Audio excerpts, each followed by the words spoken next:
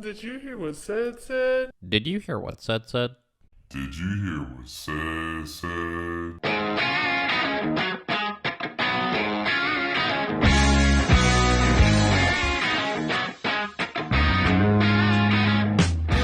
here we go. Sid, what's going on? All right. How you doing? Excited to be here. Yeah? Yeah, Is this your first time on a podcast? it is. It is? Yeah. Well, it's my honor to have you on. I appreciate you coming on. So today you gave me a phone call, and it was from, just to kind of recap on why we're here. So you gave me a phone call today, and you said that you were, I think, halfway through, or just you were into the chapter 7, the recent podcast that I just posted. And you said that something was on your heart, I feel like, that was wanting to, and it has been for a little bit since I pretty much started these podcasts, because you watch them frequently, or the ones that you do watch, and you have something that you want to touch on and you want to talk about. Yeah. And that's why you gave me a call and you wanted to talk about a mental health thing, because I was speaking on, Brent and I were talking about men's mental health and what role men play in the family and things like that. And you were like, dude, I have some great points. I have some stuff that I want to talk about. Like I have, I'm not even halfway. I'm not even all the way through. I haven't even watched it all. And I'm already like, I got to call you. I got to let you know. Right. Yeah. It's so funny because since the first time that I posted part 1, of Said chapter 1, you had texted me and you told me, you were like, Said, it was a great podcast. Proud of you for being, vulnerable and stuff like that. I know it's hard. Could probably use a little bit of direction. You gave me a lot of good, well received criticism. And I love that. And I appreciate that. And I'm a guy, so I'm not saying all guys, but most guys aren't very, structured out, and they have these things, right? And, that's why with the podcast, I'm learning, as I go. But now I have you here, and we got some structure going on here. You do. Take notes and everything. You got notes and everything. So with that being said, you had took some notes down, and we were, it's a current situation that you're currently going through right now. You recently just experienced. One thing I want to say before we get started is that I appreciate your courage of wanting to come on. It's not easy to expose or to even talk about, because I had asked you had talked to me about, you were talking about, your current situation of what was going on. And then I asked you, I said, well, do you want to talk about this privately, or are you wanting to come on the podcast and talk about this? Yeah. And you said that you'd like to come on the podcast and talk about it. And with that being said, I appreciate you want to come on, because it's not easy and people are going to see it. And that's very brave. So thank you. Thank you for that. Absolutely. Yeah. So would you like to kind of dive back into what we were talking about, and pick up on, what started that conversation? Direction, yeah. Mm-hmm. It's after listening to all of your podcasts, I just kind of every time I'm like, oh man, I have this note and I have that note and I have these things. Like, I just want to talk to him. I just want to get on there and have the conversation, see, how it flows, because I feel like a lot of my mental awareness has come from not only learning from others and getting direction from others, but also divulging into self and finding my own grounding, and what that really looks like in navigating society, and how to navigate society with the mental awareness. And I feel like a lot of people, you get to a position where it's like, okay, well, I feel like I'm mentally grounded, but how do I navigate society now? How do I go about this world with this knowledge? And whenever I heard, especially your last one, I was just like, okay, this is a breaking point. I've already talked to him about coming on. Like, I just need to do it. I just need to reach out to him and do it. And literally that was today. And I was like, you know what? I'll come after work. I'll just make it happen. Like, no more beating around the bush. Let's just do this. I'm like that. It's been like that. I kind of like whenever, because you asked me like, well, when can you? And I'm like, whenever. Like, I'll make time. I don't care when. Just come on if that's what you want to do. Really? That's how it kind of goes. That's how it happens. Now we're here. Exactly. And so with that being said, your current experience of what you're going through right now with your current relationship, what's going on in your current relationship to where, because that's what we talked about whenever you gave me a call. So yeah. So, I mean, I think that, that kind of sparked okay, this is time. It's ready. I need to make this happen. But I, holidays and everything bring a lot of things to the surface, and just navigating a relationship where, to give some context, some background on myself, having a child with someone and trying to work on and develop a relationship, and reaching a point of, okay, well, maybe I just need to divulge into self, and you need to do the same, and we need to find this middle ground of who we really are as individuals, and see how that looks in our lives and how we move forward with this that's in the best interest of our child.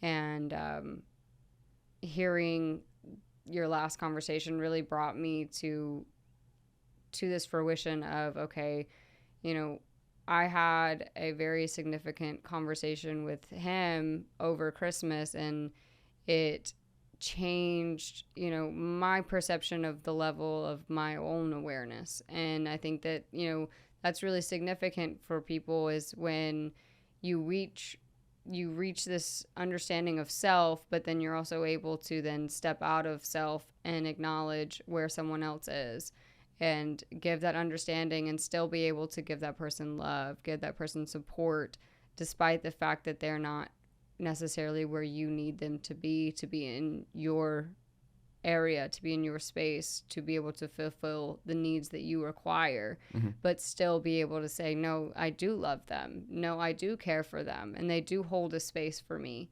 but they don't hold the space that might be something that is ideal. Right? So it just... What did you hear? And are you talking about in chapter 7? With Brent, the recent one that I just posted? Okay. So what did you hear that was kind of like sticking out to you that made you think, or what few things did you hear?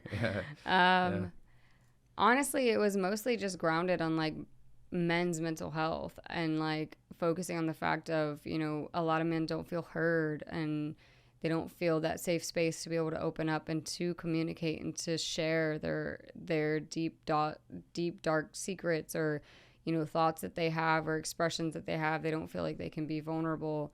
And, I feel like for a lot of men, it comes from the basis of understanding and, knowing, okay, well, they know me, and this person does have this, safe space for me, and does respect me to this certain quality. And I think that, at least in my experience with him, has kind of given me an understanding that... When you say him... This is my son's dad. Right, okay. It's given me an understanding that even though we might not be where we had envisioned to be, that we can still build and grow as individuals, and help each other to build and grow as individuals. And I think that comes with a lot of strength and vulnerability, because with a lot of men, once there's the division between the relationship between, the male and the female, once they separate, then the male is like reserved, doesn't speak anymore. Whereas like a lot of times the female will still give and give and give. And yet the male will just, receive and be like, okay, because they no longer feel safe. they've already felt like, okay, well, I've exposed to you who I am in the relationship, and so now I no longer feel safe in this. And something that's been really important for me throughout this process that I've learned is that it comes slowly.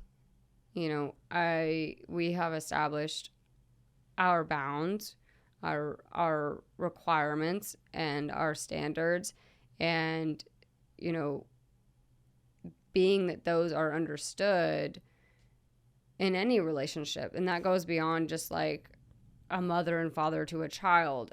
This could be a friend, a girlfriend, and a boyfriend. You know, there's that boundary between, okay, you are my friend, but you can still trust me. But you can trust me on a friendship level to still be that vulnerable, to still open up. Even though I'm not your significant other, I can still be nutritious to your life. And whether you're dating or not. Exactly. And I think that that's also something that a lot of society skews on, like is men to women relationship as far as just strictly friendship. Right. They don't see it that way. Society doesn't see it that way. Exactly. They find it hard to believe. Right. And that a it's man and a inevitably woman can be right. They think it's sexual. Exactly. Like there's no way you're spending time with this person. They have to be for hours at a time. There's no way you're not doing anything with them. Right. And it's like, well, no, I know who I am, and I know my standards, and I know what my expectations are that I desire from my relationships. And this is not someone that I envision a relationship with, but that does not mean that I don't care about them, that I don't hold a space for them, that I don't give them the love and the care that I would give to you as my friend, you know, that you would say to, you know, your girlfriend when you're talking about them. You're saying, oh, yeah, like my really good friend, da-da-da. Oh, well, something's got to be going on there.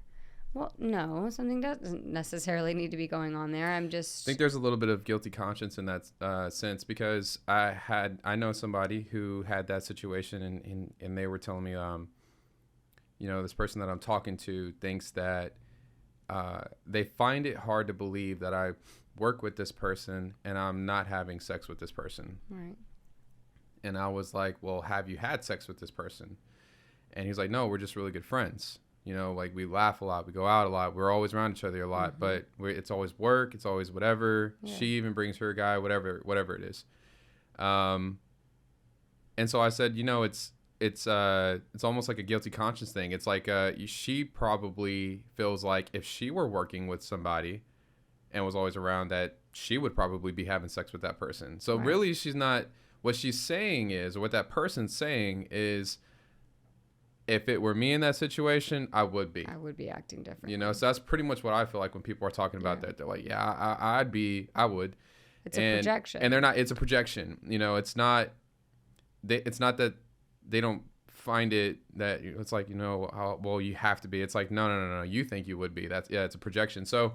You have to be very careful with that. But I think one thing that you're talking about was establishing standards in the beginning, you know, and I think that's one standard that would be established in the beginning of a relationship. Yeah. So going back to, with Brent and I talking about mental health, you know, you go through Christmas, right? So you got Christmas Day, so walk me through how Christmas went for you, in that sense, that because that's what is kind of trickled it into the mental health thing, right? Because like, you know, it's when you get into these situations, you know, with these required relationships, it's, you know, how do I divulge into this? How do I not just let it be an uncomfortable area of, you know, and this goes beyond just, you know, exes and relationships of having to maintain. This goes into family. You know, when you have a fallout with a family member, or you have a disagreement and now things are uncomfortable, but you still have to be around them because there's family events and you have to go, or you want to go rather. You know, you want to be around your family, but you're required to be around one family member that you don't necessarily want to be around. And I was actually listening to this snippet from a podcast a couple weeks ago, and it was talking about. Was it said? It was not, but it could have been. It will be. Yeah. One day. It was talking about having talking points. And a lot of the talking points were, how's the weather? Bringing in things that will spur common denominator So you're talking about equations. Talking points with people that you are required. You're required to talk to, yeah. and you're just like, I don't know how to even Exactly. start a conversation with this person. Like, I don't even want to. Yeah, and so I found that, like, when I was sitting there and just he was doing his thing, I was doing mine, and I was like, you know what? I don't want to ask about the weather. I don't want to talk about something so shallow. So instead, I spurred the conversation of, what's something in your life that you're really excited about right now? And the answer is never a yes or no. You have to respond with something of substance. And so that led into, oh, well, I'm excited about this, and I'm developing this, and I'm, really kind of looking forward to this. And it's led into, so I think a lot of people try to give these surface level questions of, how's the weather? How are you doing?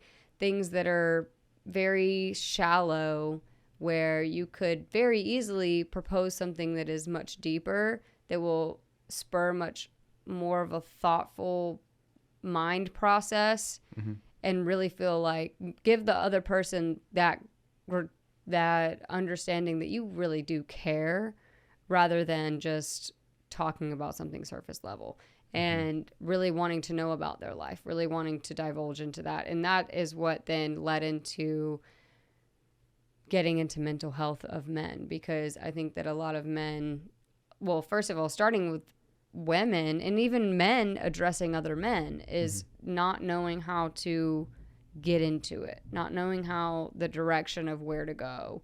And I think that starts with, the person taking that initiative to be like, hey, how is your life? What is something you're excited about? What is something that is making you sad? What is something that is bringing you joy? What is something that you're really looking forward to? Things that encourage you to be vulnerable. And then when someone does, especially with men, because men have a tendency to not be vulnerable, especially when it comes to women, to spur that conversation. And then when they do expose, they do open, to really be keen and aware of how they're opening and what they're saying, and what key points to focus on, and what things to look at in their response, to be able to say, okay, that's awesome. Can you tell me more about da da da da da? Can you expand on this? And I feel like it does inevitably lead to a much more nutritious conversation. Absolutely. I agree. And that's what you're trying to get to. That's what you try to get to that day at Christmas with your son's father. So when he gave you that response, what did he say?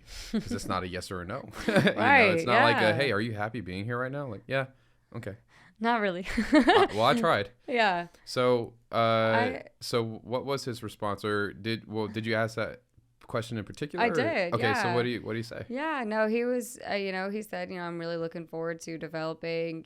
He's been doing his real estate, and so he's about to get his real estate license. So he was like, I'm really excited about that, and I'm also really excited about potentially being able to get into.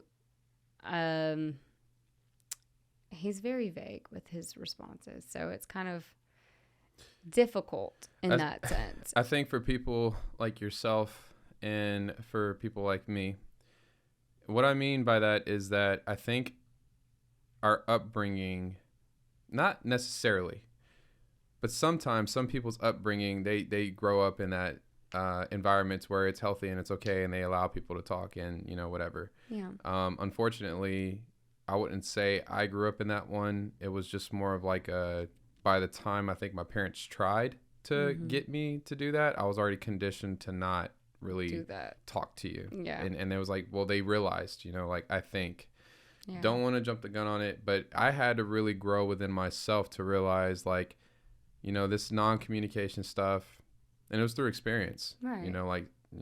you don't talk, you don't say whatever it is, you don't, and I'm currently still going through it. I think I'll continue to keep going through it. But men do have I think it's a fear of like how you're going to respond. Right. And they're just like worried, like, well, if I say something wrong, will they leave? Right. If I'm very open about something, is it going to cause a problem? And in a way, it's kind of like, well, then they rather not say nothing at all. Mm-hmm. And sometimes when you're, I don't know, I think it's like a ground, it's like a thing from the beginning. Like you have to, like the dating stage, because y'all are not together, right? I think that's something to, I think if they haven't got that yet, you're not together with this guy. How old is Royce? How old is your son? He will be 2 in February. 2. And how long did you and your son's dad, how long did y'all know each other prior to? Or how long did y'all date for? We knew each other for about 2 months. Uh-huh. And it was pretty much the first time we slept together. And I got pregnant. Yeah. And I was like, this is my child. I'm a believer in what comes what may. And, I don't like to see it as, consequence. Mm-hmm. So it's a blessing. Mm-hmm. And I'm not ever in a position to get rid of it. Like, that's just not something like abortion. Yeah. Mm-hmm. That's something that I stand very strongly on. And, others can have their own opinion of it, but that's not something that I align with or something that I agree with. And so, he knew my position, and he knew that I was going to keep him. And it was his choice. I told him, I said, you got 8 months. 8 months to decide if you want to hang or stay around, because once he's here, there's no leaving. Because I'm not dealing with that separation. And what was his response? Oh, he wanted to stay full force. Did he? Yeah. Mm-hmm. Oh, yeah. We have a very balanced schedule and work things out. I don't know if he finds it as balanced as I do, but I feel like it's really great, and I think it's very nutritious for our child. So what's balanced? For people who don't know, I guess, or what's balanced in your relationship? In my relationship, it is, time spent. So because at this age, he's not even 2 yet, he's completely and utterly dependent upon us. He's at a point where he's completely learning upon observation and direction from his parents and those around him. And so what that looks like in day to day is I keep him Monday through Thursday all day. And then Tuesday and Thursday I go into work, so his dad will pick him up around 4, and he'll keep him those nights. And then Friday he stays with a sitter because I work all day on Fridays. And then every other weekend we alternate. So Mondays and Wednesdays are mine, and then every other weekend, and then I keep him every day during the day. And this isn't court ordered? No. This is just my correlation of what works with our schedules. Right. So y'all sat down, or y'all talked to each other, and you were like, hey, I want to see him, and you want to see him, and you try to find a balance for that? For the longest, it was he kept him Tuesday, Thursday, Friday. And then I kept him every weekend, and then Monday and Wednesday. Okay. And then I got this new job, and I was working every night, and switched it over to, okay, well, you know what? We're just going to get rid of the babysitter, and I'm going to keep him during the day because I only work at night. So there's no reason to pay a babysitter to keep him when I could be keeping him. And I could be having that more time with him and giving him the direction that I desire for him. And in light of that, I proposed, alternating weekends and things like that, which he wasn't too fond of. But it worked, and it is working, and it's giving him more time with him, and it's giving me more time with him. Yeah. And which is what's most important, because at the end of the day, the fact that we're both key factors in his life is what's the most important thing. It is. It's very important having two parents there who care about their child. Yeah. So he stuck around. At what point did y'all stop? Like, what, like, were y'all like living Honestly, together, or no? so y'all were always okay? So you weren't living together. No, I kind of set the standard from the get-go because I've lived with past boyfriends, and I realized that when I'm living with a man, I'm giving them wifely duties, and I'm not a wife. So I can be your baby's mother, but I'm not your wife. And I'm not going to be your wife unless I feel that you are deserving of me and I am deserving of you. And I, practically knew him for 2 months when I got pregnant. And so it was kind of like it was something that he had proposed. He had been like, hey, like, we're having a child. Maybe we should live together. And I was like, no. No, we'll get there maybe, but we're going to figure this out first. And what were you needing to figure out? Myself, most definitely, first and foremost. I was pregnant and I was coming from an extremely abusive relationship. I didn't know in myself what left and right was. Abusive in what way? Physically and emotionally. It was a extremely detrimental relationship, and I was stuck in it for about a year. It was with my high school sweetheart. I thought, I've reconnected with the one, and it was just a ball of disaster. But at the end of the day, I can look back off the wrong one. Exactly. I can look back on it and feel reassured in the fact that, okay, well, if that hadn't happened, I wouldn't be where I am now. I wouldn't have this understanding, this progress, this self-awareness that I do now. So it was a blessing in disguise, a very harsh blessing that decided to lay on me, but I wouldn't be here. And I've made the decision to, have the action to have a child, and took that responsibility, and made me who I am. Because at the end of the day, when I found out I was pregnant, I said full force into myself. I said, I got to figure out where I am and who I am. And because if I don't, then my child will never be who I want him to be, because I can't even give him the guidance that I desire for him if I don't even know what that direction looks like. So your son's father, how is his upbringing? What was his relationship like with his parents? His mom was always there, still is.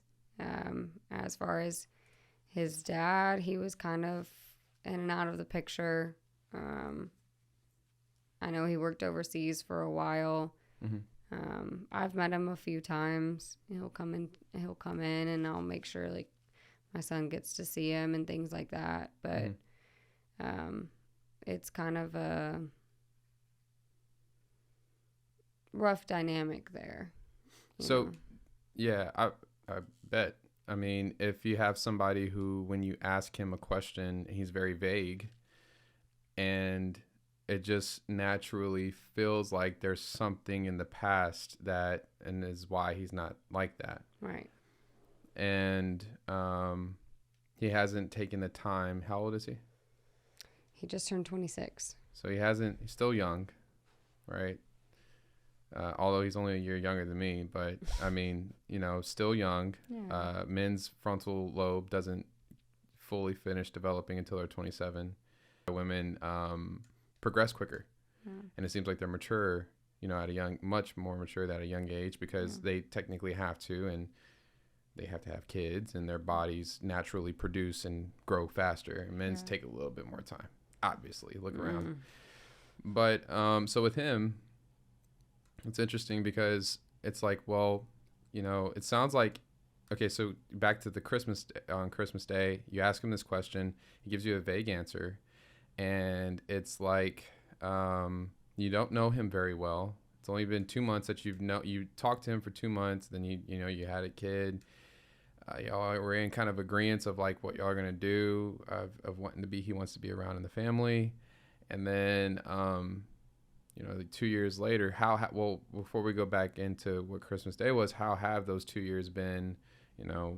How have these 2 years been? They have been a learning curve, to say the least. Well, like, when did y'all set those standards of like visiting? Like, you see him. Like, how'd that happen? Like, was it always like that, or? No, I think that it kind of like once he started to get older, and then we sent him into Your baby? his baby. Yeah, we sent him into daycare, or not really daycare. It was a babysitter, and kind of just developed through that. And he started going to her Monday through Friday, when he was 6 weeks old, because I had to go back to work. And then we just kind of set on the days of Monday and Wednesday, and the weekend were mine, and Tuesday, Thursday, Friday were his.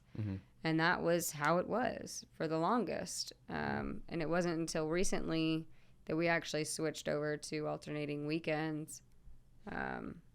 But our relationship, has definitely had its rocky turns and had its ups and downs and ins and outs. But I feel like, where we are now, it might not be ideal for him, but it definitely feels ideal for me. Because I've worked very hard to be where I am, and finding this grounding in myself. For the longest, I, was completely dependent. I was a dependent person on everyone around me. I searched for relationships and bounced from one to the other, just longing for that connection, longing for that direction, because I didn't know how to find it in myself. And so to have worked really hard to, for those 8 months that I was pregnant, I really tried to make the relationship work. I got to know him. I really divulged into the person that he is, because at the end of the day, that was my son's dad. I needed to know him like the back of my hand, because he's the one person in this world that has a right to my son. Yeah, 8 minutes of speed dating. Yeah, literally. 8 months. Pretty much. And it sounds like. Yeah, and I love him as a person. I think he's a wonderful person. I think that he has so much potential and so much growth ahead of him. And I think that he will achieve that if he stays on the path that he's on. And I think that he's a wonderful dad. He's a great dad. He's, I don't have any bad things to say about him. I do think that he has growth to be made, but don't we all? And I think that also comes from my own grounding, because myself a year and a half ago would have not viewed it that way.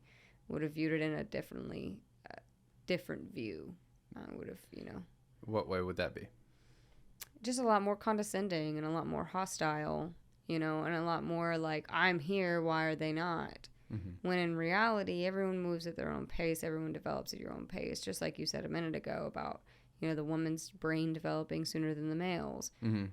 Even though despite his age, a 42-year-old could be in the same shoes that he is and dealing with the same things that he is, but he's taking the initiative now to make the steps that he needs to. And I think that that's really impactful and really directional, is, knowing and having faith that he will get to that point of understanding and being grounded in himself. And that's something that I told him even on Christmas. I said, I look forward to the time that you are so grounded in yourself that you have the well-being and the understanding to move forward, to find someone that fits you, to find that friends, family, etc., to be this vulnerable with and to open up to like this. I look forward to that for you. And I said that to him. Does he want to be that with you? Is that why what do you mean? Be that? Like, was he there on Christmas Because I know he had showed up. You had mentioned on the phone that he wanted to, or you actually were trying to, was it let him? You were wanting him to be a part of this moment, right? And so, is he trying to? Is it known? Is there a communication line of him wanting to get back with you, or wanting to try to be in a family family oriented? Yeah. I think that he's, at least from my perspective, made it pretty clear to me that that is his ultimate desire. Mm-hmm. So what's I the think hold up on that? because he is not, for me, in a position that I'm ready for.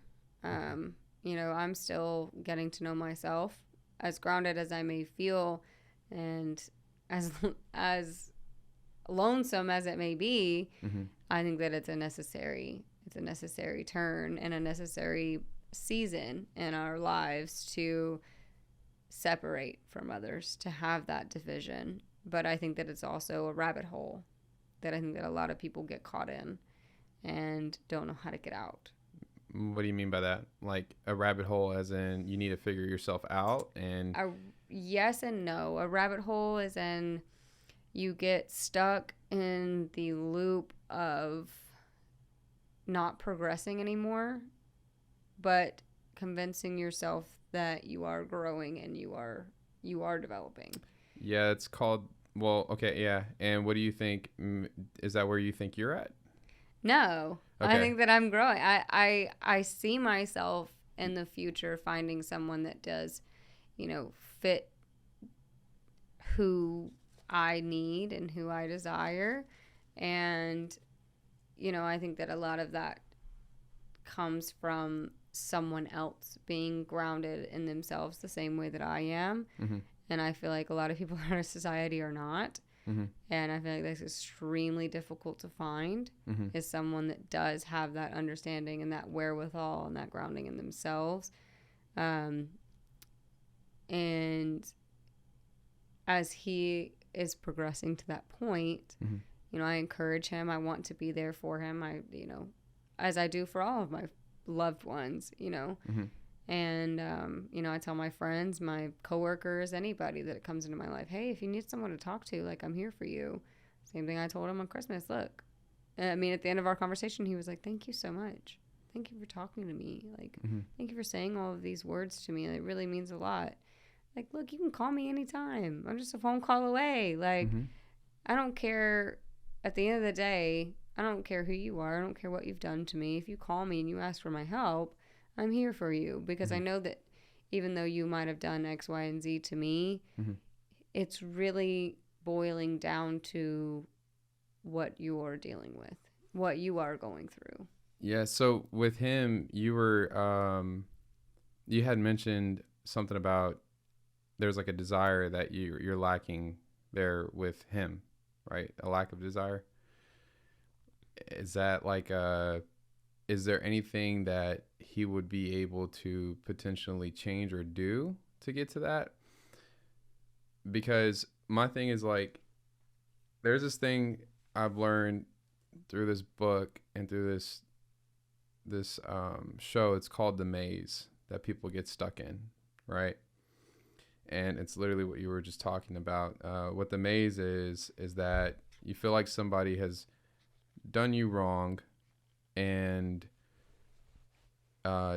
typically people want to either get back at that person, or they want to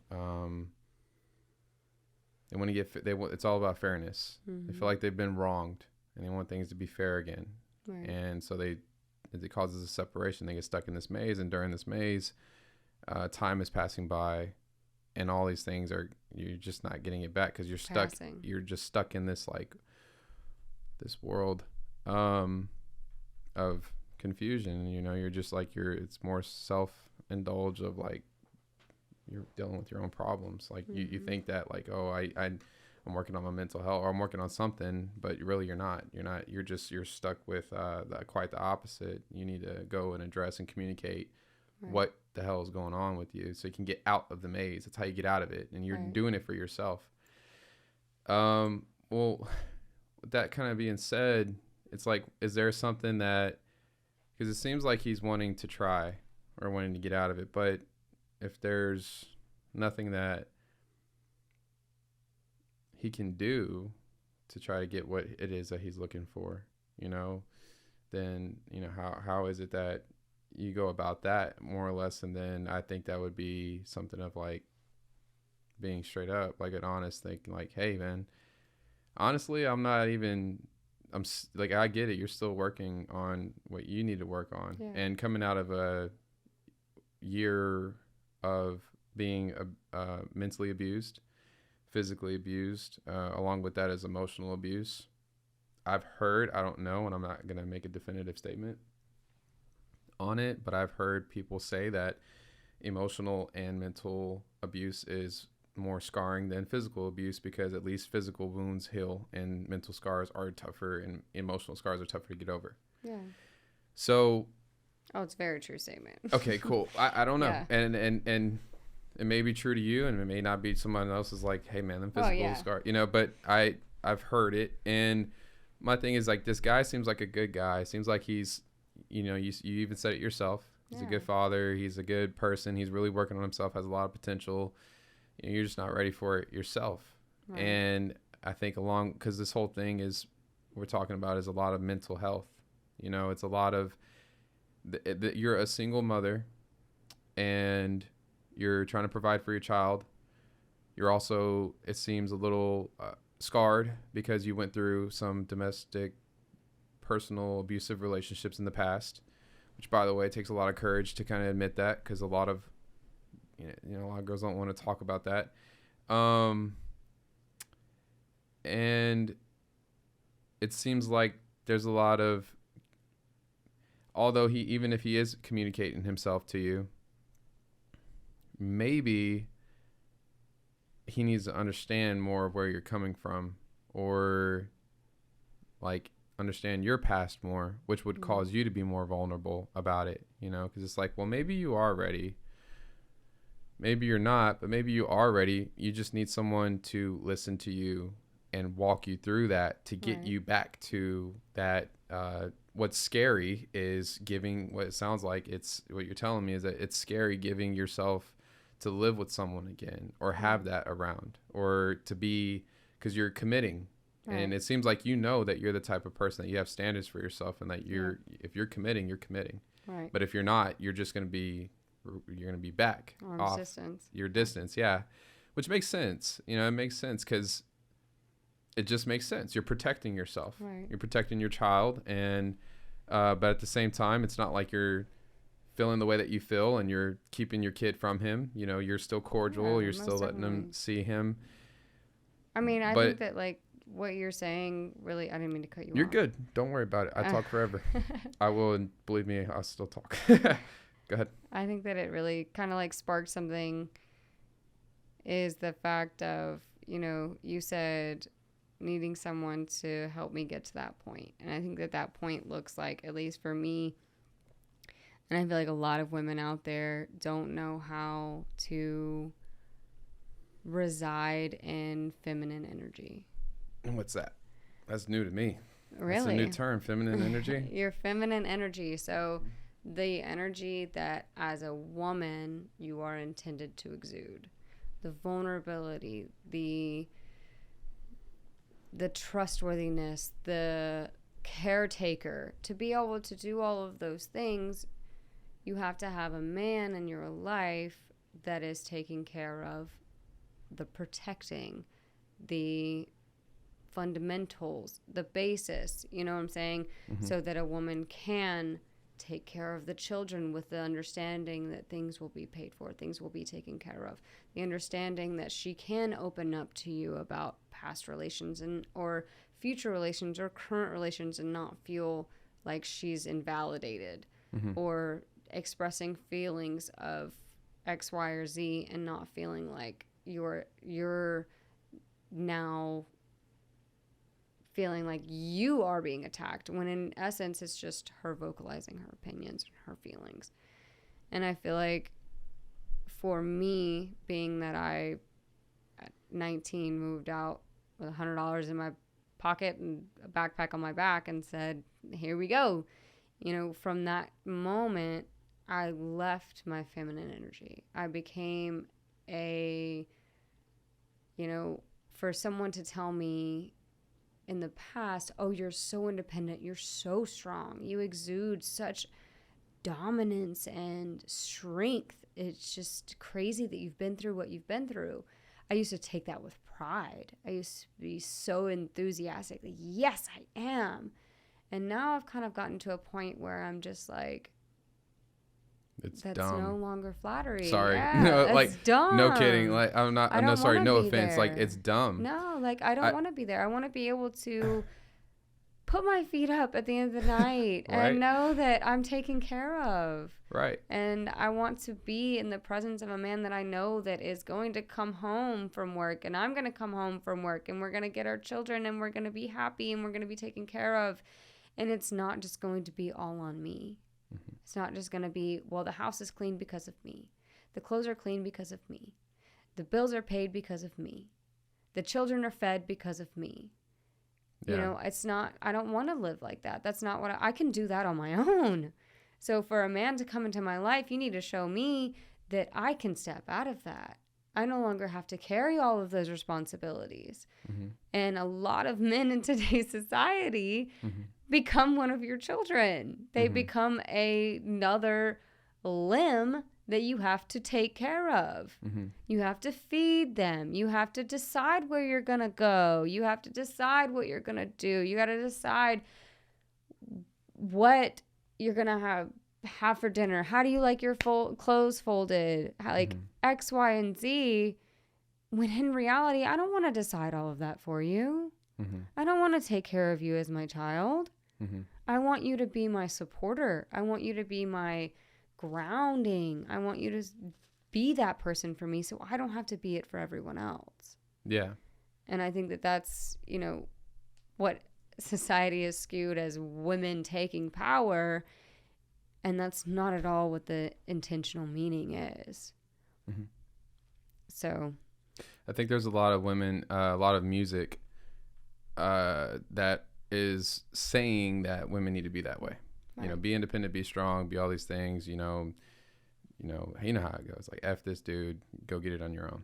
Yeah. You know, I think that's wrong. And I think men need to realize that women do want that from you. And we need to start putting men back on pedestals, as much as that seems wrong, or it seems like almost like just because a man is, I think a true, biblically, a man is supposed to lead by example and lead the family. Right. And naturally the woman follows. Yeah. Naturally. She's going to. Mm-hmm. Because if he has a good moral basis in faith with God, and he's following Christ, and he's following the way he needs to be to take care of, you know, his family, to be kind, to be compassionate, to be all these things, and he leads properly, then the wife is naturally gonna want to follow him. Exactly. Naturally. Like, Yeah. it's she'll just see it. Yeah. Women just follow. It just happens. It's just what happens. Now, I still think that I don't think that men have been conditioned or been taught that, because if you look at a lot of people's dads, if you look at a lot of friends' dads, they're not there. good examples, or they're not there. Yeah. They're horrible examples. All they're taught is what we were talking about in chapter 7, which is probably what made you feel so moved, was, you know, you got these guys that just think that we're conditioned by society that we're supposed to just provide. We're supposed to just go to work, provide, take care of things, and then that's it. That's all a man's job is. But quite honestly, I feel like a man's job is to do those things, but also you need to learn how to be good with communication. Women are very emotional creatures. It's just known, right? Y'all are emotional. And it's good to, I have to watch my words, because you know how you've heard, I'm learning through each show to watch my words, but sometimes Cedric comes out and just says it how it is. But learn how to correct, but not in the way of like what people think when you hear correction or checking, Right. but learn how to hold the person accountable and realize, like, you know, your person, like, okay, Yeah. what's going on with her? We need to lead this, Right. lead her out of her emotions, be more principled, and let's guide this conversation of what's really going on. Like, hey, look, and it's understanding yourself. Sorry, it's understanding yourself first, of your own tendencies, right? And looking at yourself of your own past, getting to know yourself, and then that's how you can help out someone else. Right. You can, like, hey, you know, I'm so sorry that you went through your abusive relationship. I'm sorry. I don't know why that happened, but hey, you learned something, you experienced something, and I know it's going to take a lot. I'm looking, this is what I want. And that's what men need, purpose, you know, Right. and women should be a damn good purpose. Yeah. But, you know, if you have, in your situation, you have a child, right? So that purpose should be the child that you want to, like, for your guy, what my suggestion would be is that, you know, my dad, don't have resentment towards his dad. Like my dad, I actually watched I'm Not Your Guru by Tony Robbins on Netflix. Yeah. It was beautiful. Cried like 3 times in it because it touched my heart. Yeah. And I called my dad and I said, and I was bawling while I was talking to him, and I said that I am sorry for ever making you ever feel like you weren't a good father, because you were doing the best that you could, and because of who you weren't as a father and because of who you were as a father is why I am the person that I am today. So thank you. Yeah. And I think a lot of people need to stop having resentment towards their parents and start realizing that everything you've experienced and who you are in your life, if you're above, pretty much, I'd feel like above, like if you're our age, you know, if you're above 20, if you're at 18, it's really hard because it's like, man, you're still brand new to the, you know, you're just. I feel like it's like 22, 23. Up there. Kind of like 24 if you're a guy. Like, yeah, when you're up there, it's time to start, you have to start realizing, like, you know what? It's not about your mom or dad anymore, and you can't be using that victimized BS anymore. Right. You know, it's like you've been presented with life. How yeah, are you going to dictate? Even if they didn't teach you, now you're in this world, now you're in this life. What are you going to do about it? And how are you going to proceed in life? You got to find that. Yeah. And a lot of men don't find that. Instead, they, you know, with your guy, he would be 24, you know, like he has a kid at 24 years old. Yeah. Right. My brother was 16 whenever when him and his girl were conceived at conception, and then they had the kid at like 17. So he was 17. She was a little bit older, but he was 17 when he had his first child. Right. Dude, like 17, you know, that's very young. And it turned his whole entire life around. He was not doing good things, and now it turned his whole entire life around.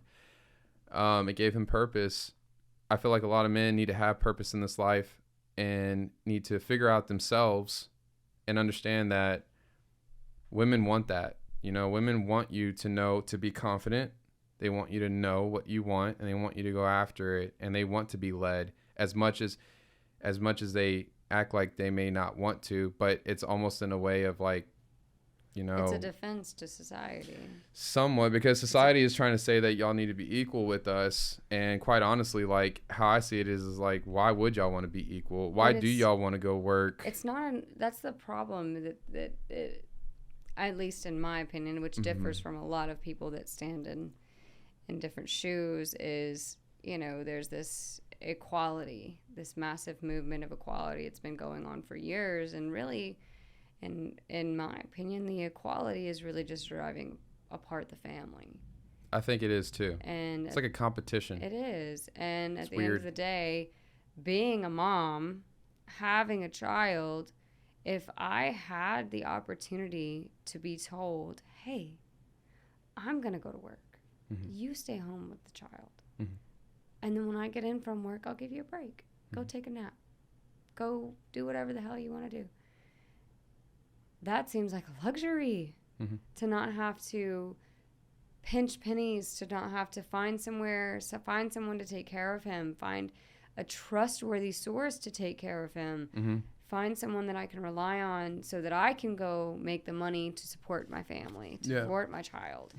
And, you know, that's not at all the ideal situation. And even if it's in a relationship, you know, I'm married, yes, I want to have a hobby. I want to have things that I'm doing, things that I'm pursuing, but necessarily going to a 9-to-5, no, that's not necessarily how that I would desire for that to look. Now, 9-to-5 in my studio making art, yeah, sure. But I think that looks different for everyone. And so for everyone, that image is different. But I think so too, but I think it's also knowing your standards. You know, like you said, you got to know your standards. You got to know what you want in life, and then you got to learn how to express that to people. Right. And express it to people. I think too many people hop into something without wanting to express that side.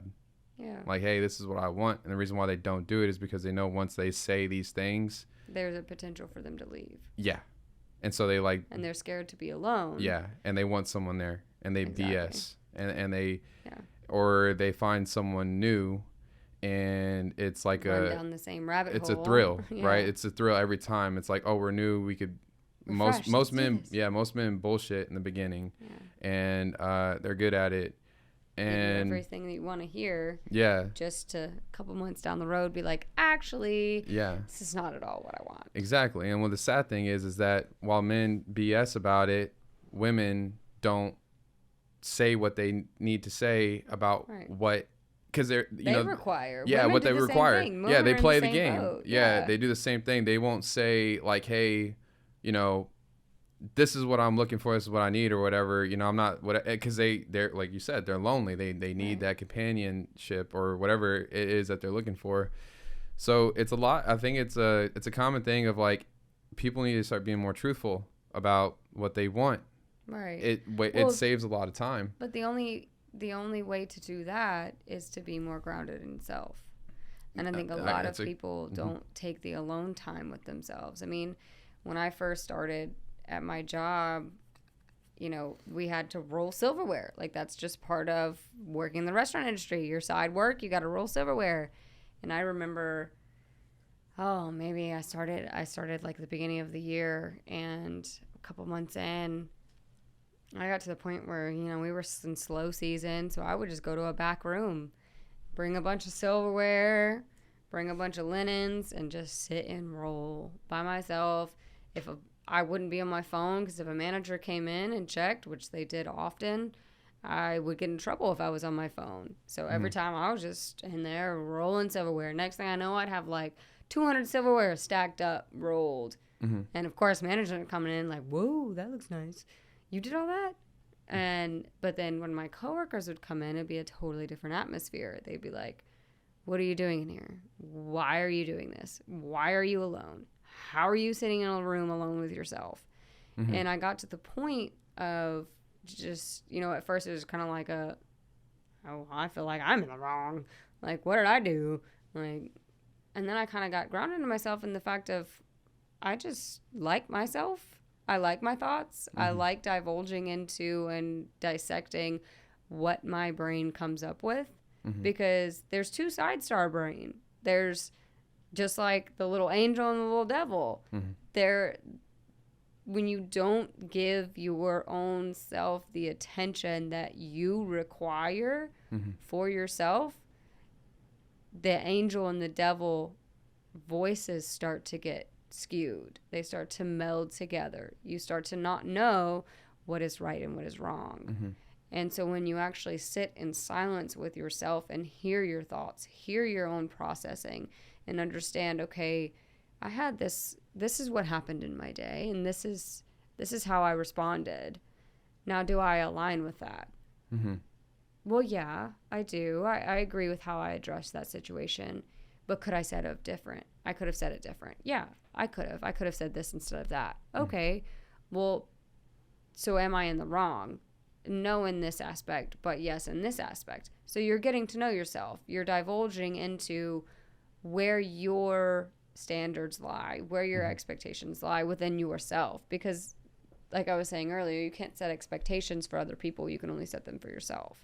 Do you believe that you can do that if you had a partner with you? Most Yeah. definitely. Because I feel like, at least at the point that I am, I have the standards that I have set. I have those things that I know that I need. And I know that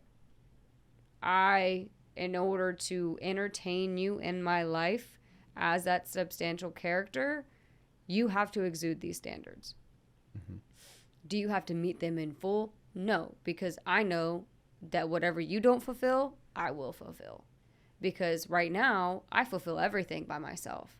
So to have someone step in and say, hey, let me take that over, and let me take that over.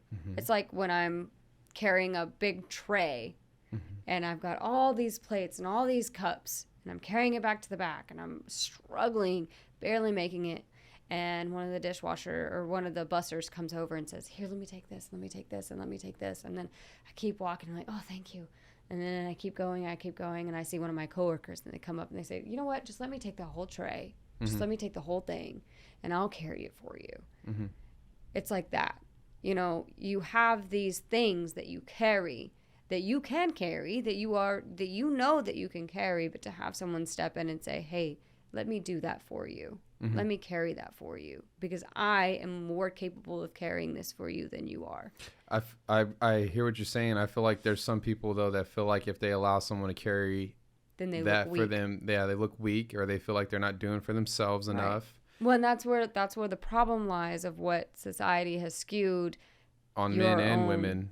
Well, more or Exactly. less on women. Right. They're pushing it on y'all. Yeah. And the beautiful thing, well, I won't say beautiful, it's ugly, but I find some systems to be, I don't know, I wouldn't say beautiful. It's just like, wow, that's It's system. beautiful in a dark sense. It is. In the darkest sense, it's like, wow, you genius, evil, you know what, like Yeah. SOBs, bro. Like, so what they're doing is they're, society right now is trying to make it to where y'all don't need us anymore. Right. You don't need men. Right. And that men don't need to work that hard. Yeah. See, the fact is that why men don't have to go, you know, bust their butt for a high paying job, whatever, is because they're pushing y'all to go work. Yeah. So now you got a double income versus the guy always having to go find or look for that better job or always stay for that promotion or whatever, try to move up. Well, no, you don't have to really anymore, because now you have like a little double income, or you don't have to be that knight in shining armor anymore. Right. He's got because you're working on it. Yeah. You know, you're trying to It's become a that. double income. It's two of you. Yeah, he don't.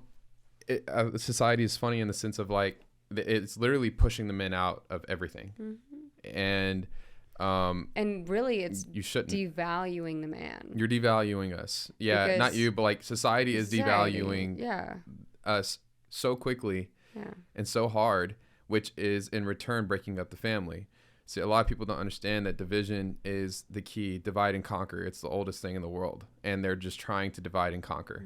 They're trying to divide our families, divide the man from the woman. They're trying to make you compete against us. Right. And it's just a world of you have to be, I guess, sound in yourself and know yourself to move through that. Yeah.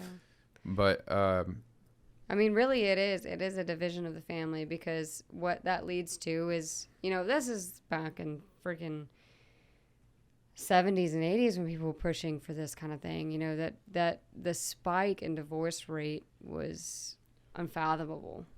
You know, it's compared to now, it ain't nothing. Right. Well, I mean, once women hit the workplace, you know, the spike in adultery and cheating and division in the family became absorbent. You know, divorce wasn't popular like that. Divorce wasn't a thing. People didn't do that. People didn't divide their families.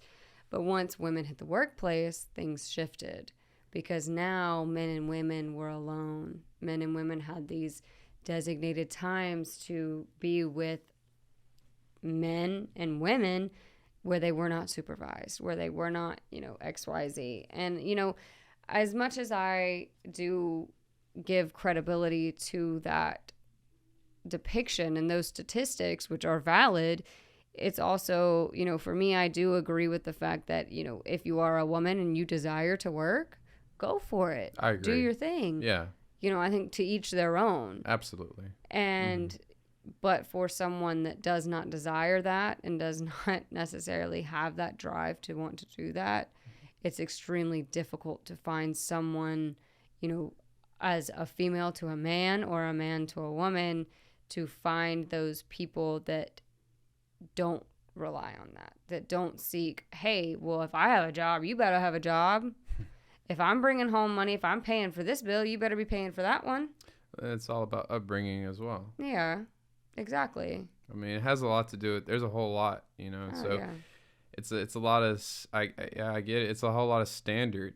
It's a lot of knowing yourself. And I think you do need someone else. I think I'm starting to realize that now. I think in order to get to where I need to go, I need to find that and understand that. And good thing I am on it, because I'm finding purpose. And I think that's what it is. You have to find your purpose of what the hell you want to do in your life, and what do you want to be, because that's going to drive you to never bend, break, or fold or give up, because you're like, these people depend on me. Yeah.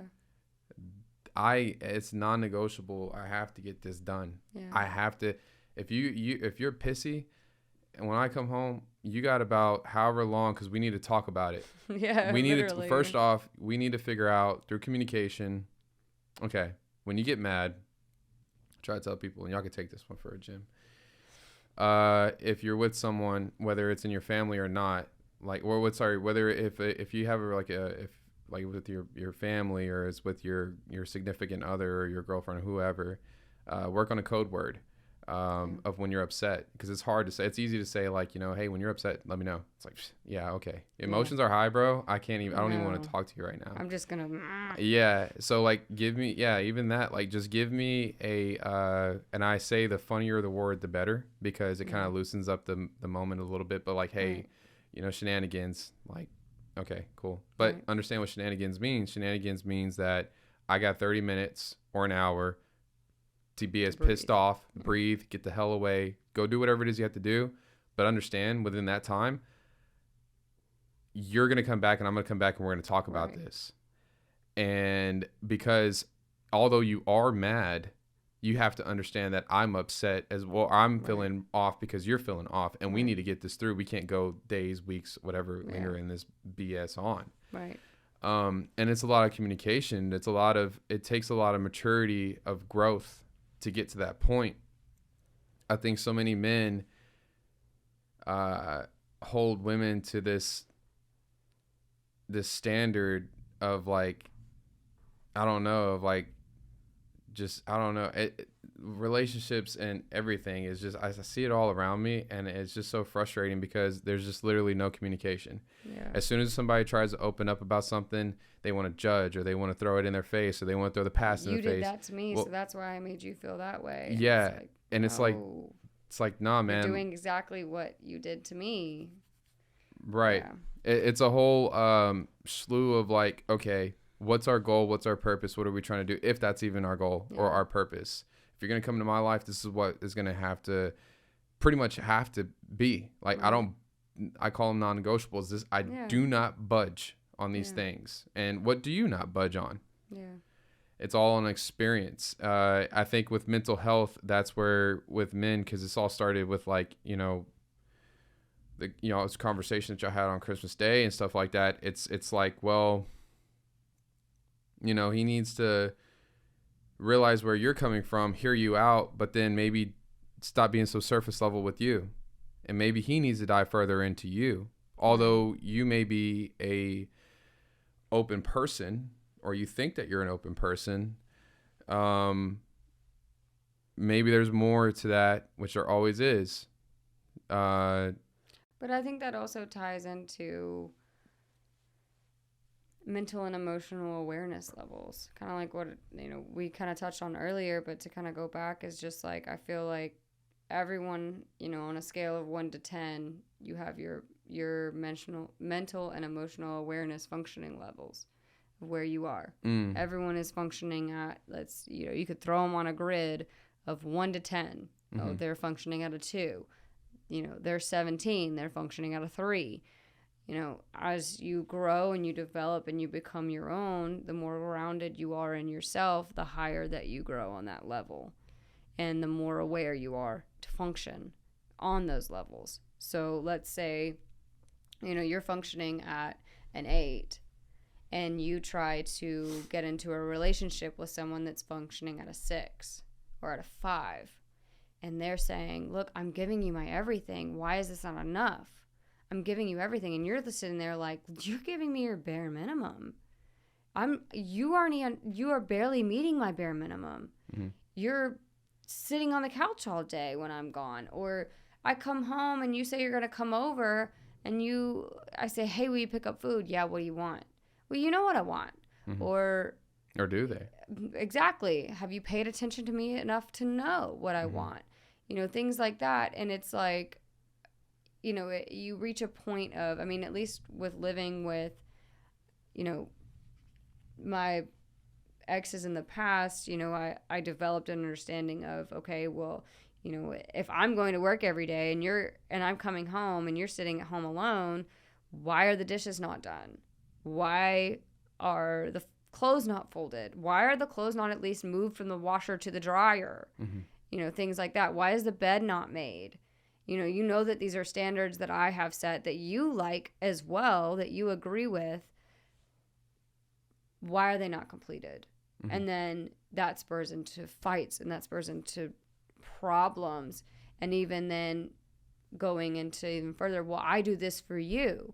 I don't like cleaning up your food in the morning after you've sat and played video games all day and passed out on the couch, and then I come back, I wake up in the morning and I clean up after you. I put all your things away, or you do XYZ and I clean up after you, or I make you dinner. I don't enjoy doing those things. I do those things because I care for you and because I want you to be taken care of, and I know that they mean something to you.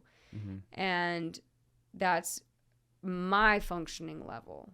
Whereas someone that's functioning at a 5 or a 6, and they're saying, I'm doing everything for you, and it's not enough.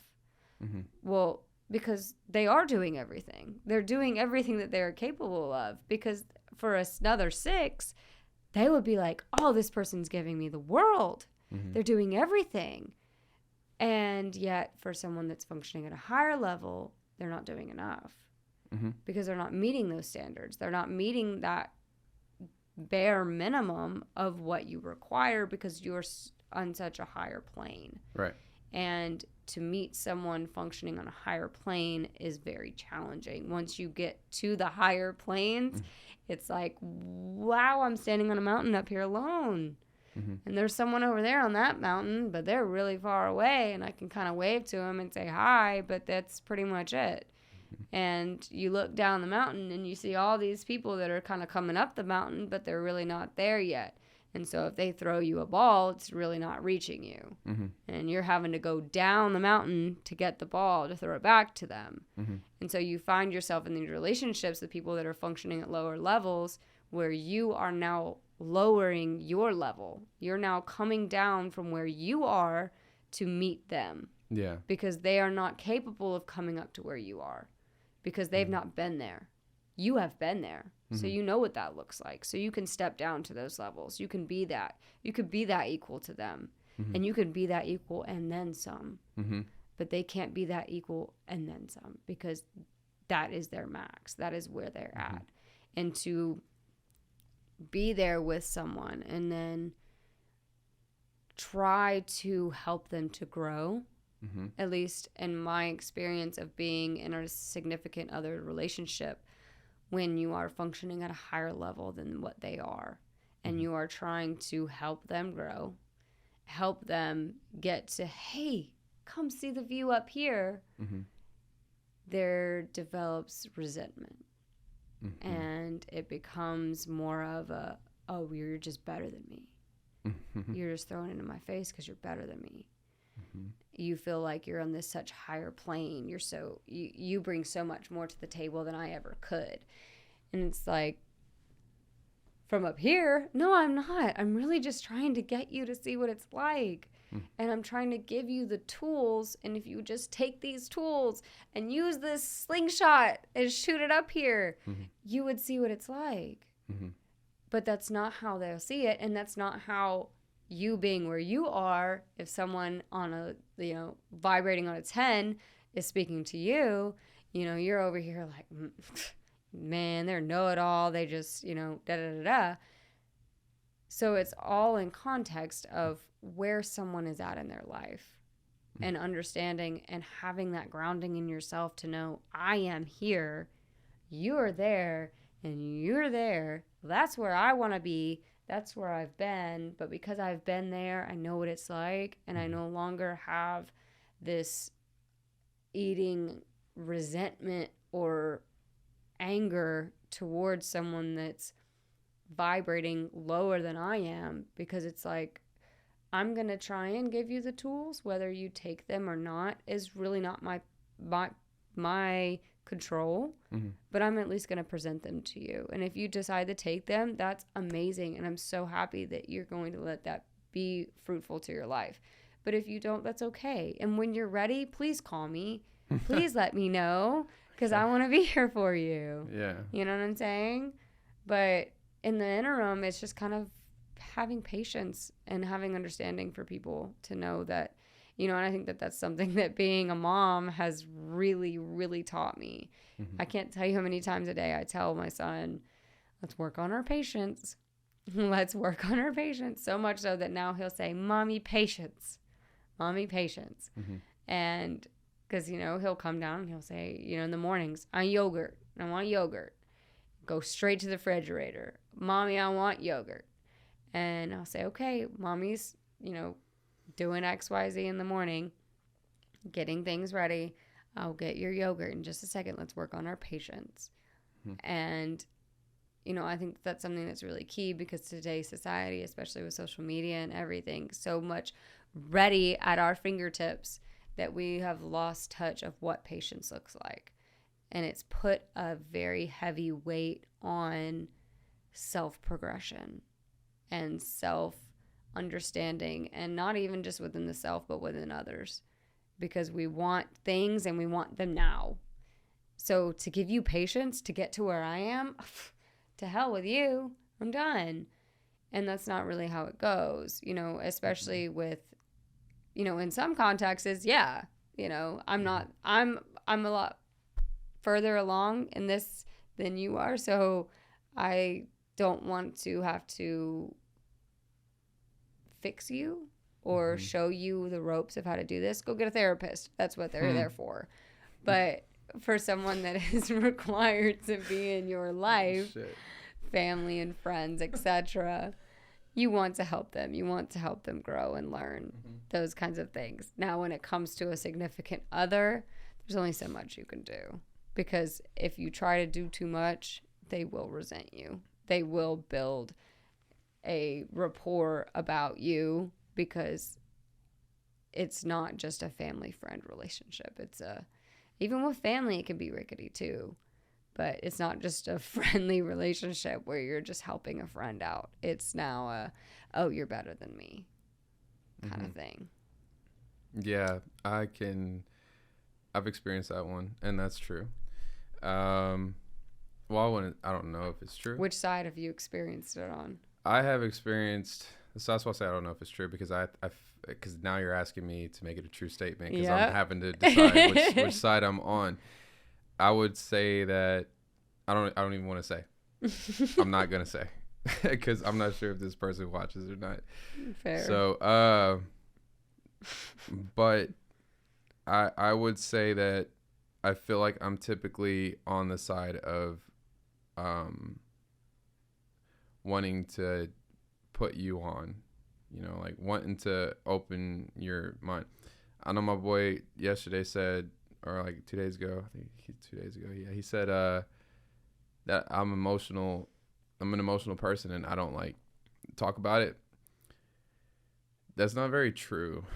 I mean, I do know how to like articulate and get my emotions out and how to talk. I really, really do. a lot of the problem starts to bear with the other people. Yeah.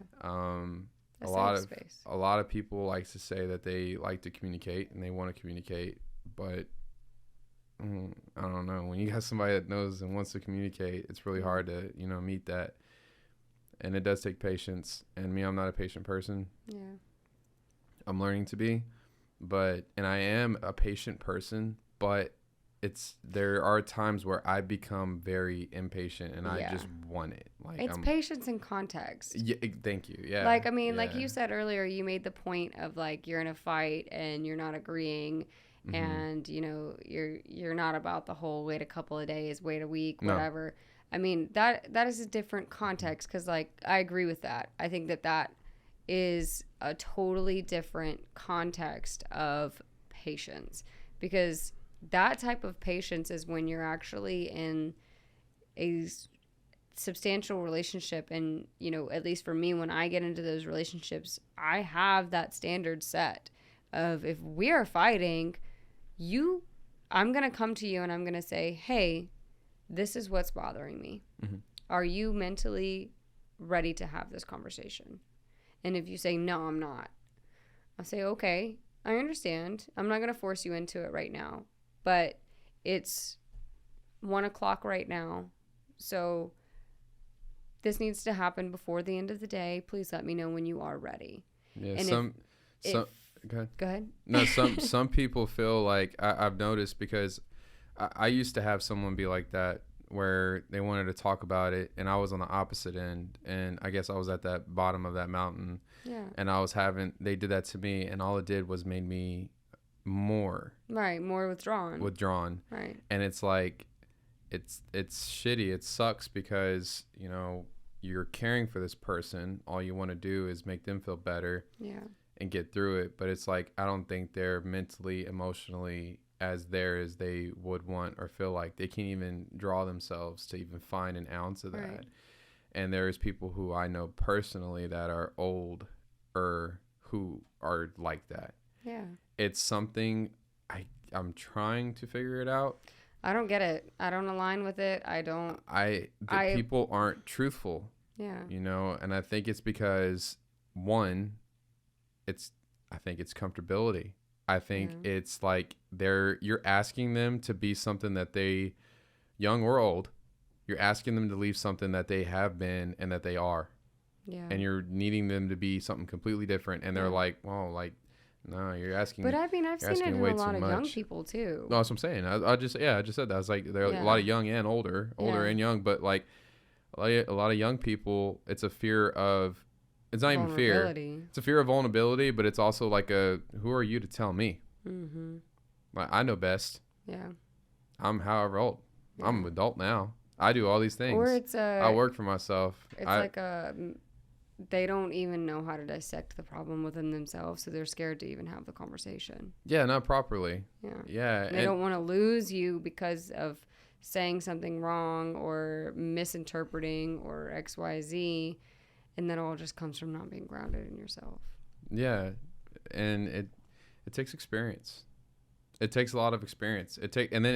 Well, not even experience. It takes due diligence. Due diligence, because I mean, yes, experience does inherently tie to age, because the older you get, the more you experience. That's just inevitable. True, but I agree with what you're about to say already. Go ahead. Yes, it is due diligence. It's due diligence in yourself, because you could be 16 years old but have done the due diligence to know yourself. Mm-hmm. Now, granted, your mind is going to change a lot, so let's switch that to like 18 or 19, 20. You've done the due diligence to understand and know yourself so well that anything that the world presents to you, any person that the world presents to you, you can divulge into that and know going into the relationship where you stand. Yeah. Whereas people that do not know themselves, they get into a fight and they're like, I need a week to process this. I need to step away. I need to take my time. I need to figure out what the heck is even going on here, because they're not grounded in themselves. When you're grounded in yourself, you know your standards, you know what you expect for yourself, You know what you're willing to do. You know how you're willing to negotiate the relationship. And so when a problem arises, you take your time. Let's say, look, give me like 30 minutes. Let me just breathe. Let me figure this out. Let me divulge my thoughts because I don't want to say anything that isn't going to align with myself. Yeah. I don't want to say anything out of anger and out of hurt. So Yeah. let me figure this out so that I can present to you what I really feel. Yeah. I think a lot of people, that's why at the end of every episode I say love yourself so that you can go love someone else. The reason why I say that is because I think it's important when you go to talk to somebody, you need to ask them, how do you deal with failure? How do you handle failure when you fail something? Right. How do you handle something that is disappointing when you disappoint yourself? When was the last time you disappointed yourself? When was the last time you forgave yourself? Right. When's the last time, if they don't forgive themselves, or if they're not dealing with their past, or they haven't accepted their past, they're not going to accept you or your past, or when you mess up, they're going to hold that against you forever because they hold it against themselves. Yeah. And it's the saddest thing because it's like you need to learn to let go and love yourself. Yeah. Well, that's the key. That's my favorite thing to ask people as I'm getting to know them is, do you love yourself? Mm-hmm. And then just sit. Mm-hmm. And most of the time you sit in silence for a minute. Yeah, but like, see, you just sit there and they're just like, I don't even know. What does that even mean? How do I even respond to this? Like, are you is this a yes or no question? And it's like, it's whatever response that you feel like is adequate. Do you love yourself? yeah, some people love themselves and they, no offense, shouldn't because of the sense, no offense, because of who you are is a piece of shit. You're a rude person. But at the end of the day, yeah, but who are you to judge? That is true. But if they feel like the person in the life that they are living is adequate and is up to par for what they want to do with their life. This is true.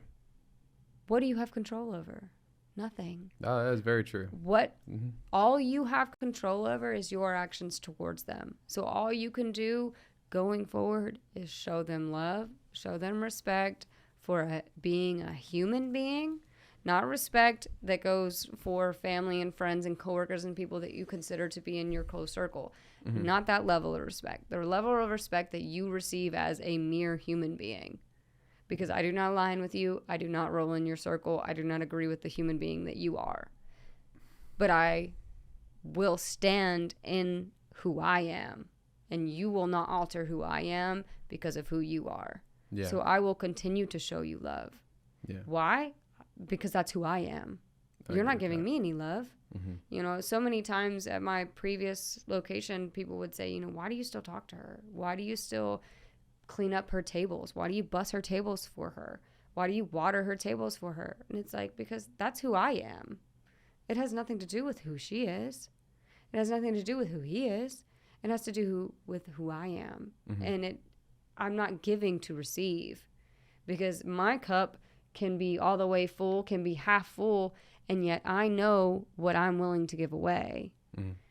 I know what I'm willing to sacrifice. I know what I'm willing to say, here, this is yours. It's just like gifts that you give someone. I feel like a lot of people give a gift, they say, oh, here, I gave you this. And you say, oh, well, I'm going to give you this. And it's like, well, my gift was way bigger than yours. How is this fair? And it's like, that's not what it comes down to. What comes down to is the fact that you're trying to compare yourself to someone else's actions. When you shouldn't be doing that. Your comparison is solely within yourself. Your comparison, your validation needs to come from within, or you will never reach a point of harmony. You will never reach a point of peace, because you're constantly relying on exteriors to fulfill you. You're constantly relying on someone else to give you what you need. When you have what you need, you're able to give away what you're willing to lose. Yeah. I think when people do that and they go soul searching, they find it in substances and with friends. Yeah. It's natural. I know I did. Yeah. And that was a hell of a wrong road. Yeah. It was. And And I think people need to be careful, and I think it's true that they do need to, do all that. And it doesn't matter about the other person, but what does matter is what you do. But when you're trying to go figure yourself out, it's naturally you try to look around and gravitate towards like, okay, who are my friends? What are they doing, or what are they not doing? And how do I become who I am? Yeah. Sometimes it's your work environment that needs to change. Sometimes it's your friend environment. Yeah, you gotta start asking yourself, like, okay, is this person who I forget who says it. Well, Joe Osteen says it a lot. Look at your friends. Like in 5 years, where are you gonna be at? But like, if you want to know where you're gonna be at in 5 years, look at your friends. Yeah. If your friends are, I think he says, if your friends are going places, they have a spirit of kindness, excellence, courteous. If they have gratitude, that's what you're going to have too. And I agree with that. Yeah. Because, you're going to be trapped in that maze with these shitty ass friends while you're trying to find yourself. And it's just holding you back. Yeah. But like with, I have a lot of great friends who I've experienced in my life that have shot me to where I'm at. Yeah. Whether I talk to them still or not, they made me into this guy. Like thank God to all the guys I used to be friends with, no offense, but like that weren't good examples back then. Right.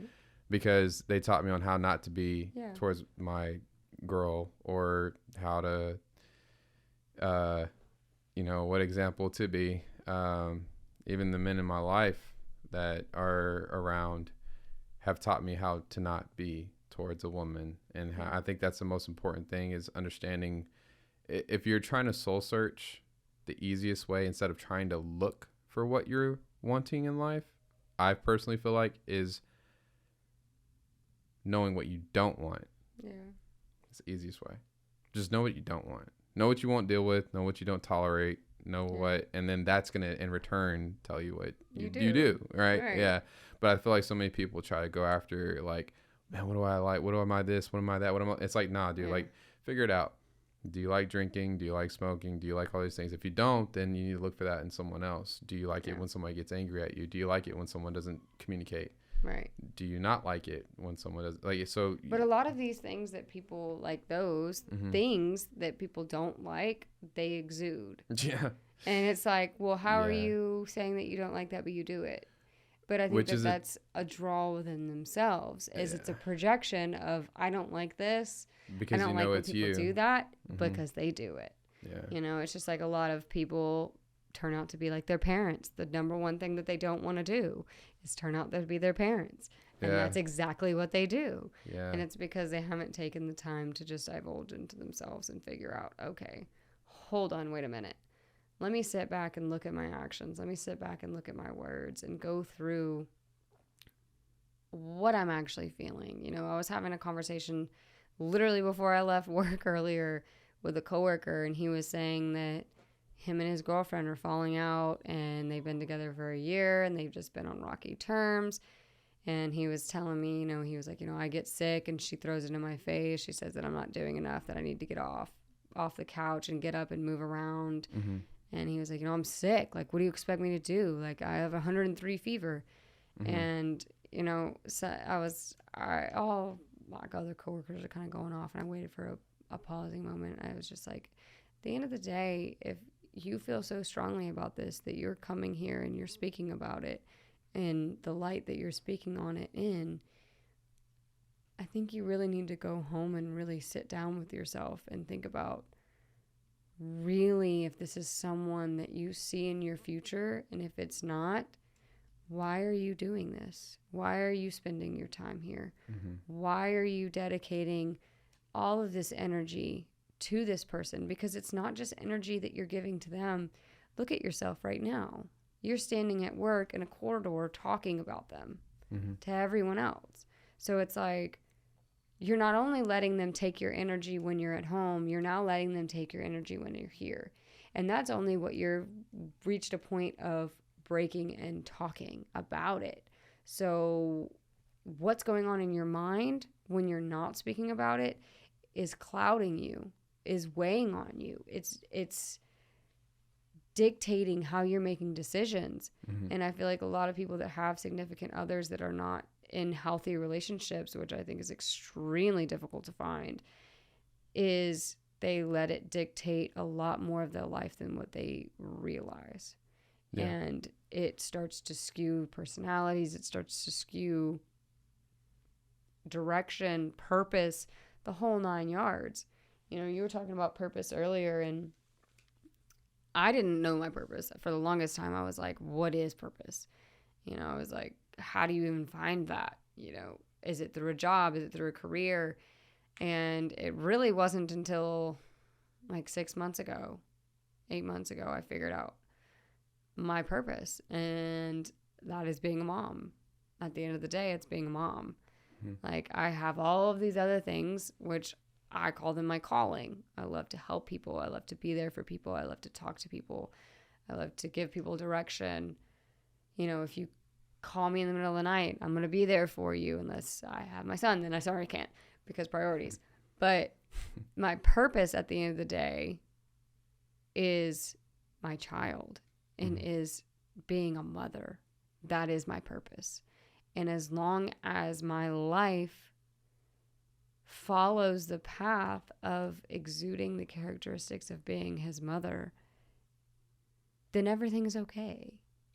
And I think that's what a lot of people struggle with when it comes to finding your purpose. They feel like it needs to be a job. It needs to be something that's super impactful for the world, when in reality, your purpose isn't any of that. It's what God has in store for you, what God has to be your root for your foundation. And that for me is being a mom. That for someone else could be being an artist. That for someone else could be podcasts, you know, reaching out to people, being there for people in that way. That for someone, I mean, it's different for everyone, but it's finding what that root means to you, you know, and that could be your purpose is journaling every night. You know, it's not as heavy and weighing as people try to make it out to be. It's really just how you plan your life to be in it. Yeah, a lot of people don't realize that they don't have a skill. Yeah. I mean, you need a skill to have a purpose. If you don't have a skill or anything to offer, then what are you doing? What are you doing? You need to figure out a skill. Yeah. You know, figure out a skill. For men, it could be a trade, or like for me, it's not even a trade. It's just that I like talking. You know, I like talking about feelings. I don't mind having uncomfortable conversations. Right. I don't mind being vulnerable. I don't mind talking about my dirt. I don't mind talking. It's not even dirt. It's real clean. It's like my life. You know, I don't mind talking about these things, but you know, for some people, it's like, you know, they don't know their purpose in life, and they're old or middle-aged or young, whoever, and it's because you have no skill. Yeah. And if you don't have a skill, but why do you not have a skill? Because you have not gotten to know yourself. Yeah, to figure out what the hell do you like to do? What are you good at? Yeah. What do you think you're good at? You know, and go for it. And it's scary, but it's like, now you're living. Right, exactly. Now you're living. Now you're living life, because you weren't living life before. Yeah. You know, like, and now you're living life, and you need God, obviously, to help you out with that. But that should be your purpose also, because I was actually talking to my grandpa about it. Right now, I was talking to him, and I was telling him how, you know, my whole purpose is that the reason why I try to work out every day, not that I try, I do work out every day. And the reason why I do have these conversations and I am posting on these podcasts and I'm doing these things is because I'm doing it for his glory and for him.